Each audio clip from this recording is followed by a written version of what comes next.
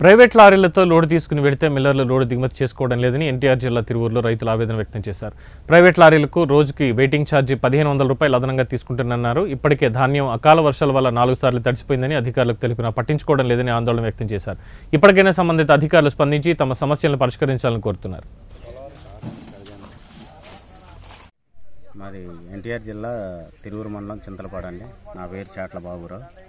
ఇక్కడ మాకు ఒడ్లు ధాన్యం కొనుగోలు జరగట్లేదు. జరిగిన సంచులు ఇవ్వట్లేదు. సంచులు ఇచ్చినా కూడా మాకు లారీలు రావట్లేదు. లారీలు వచ్చి మేము ప్రైవేట్ లారీలు తెచ్చుకున్నా కూడా మాకు వాళ్ళు రోజుకి వెయిటింగ్ ఛార్జీ 1500 తీసుకుంటున్నారు. 15 రోజులు 20 రోజులు లోడింగ్ అర్లోడ్ అవ్వట్లేదు. అధికారులను అడిగితేనే మేము మాట్లాడుతున్నాం అంటున్నారు, కానీ ఏమీ స్పందన లేదు. మిల్లు కాడ లేదు. మేము అధికారుల దగ్గరికి వెళ్ళినా లేదు.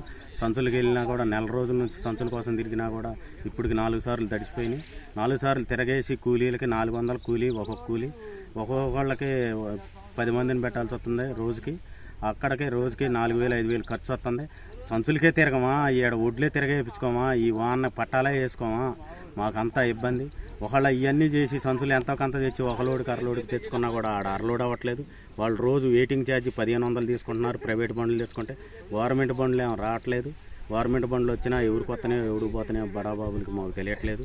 వస్తూనే అంటున్నారు, చింతలపాడు బండి పంపించడం అంటున్నారు, కానీ మాకు ఒక్కటి కూడా గవర్నమెంట్ బండ్లు రావట్లేదు. దీనికి స్పందించి కొంచెం రాష్ట్ర ప్రభుత్వం ఏ రకంగా అయినా సరే రైతులను ఆదుకోవాలని మేము కోరుకుంటున్నాం.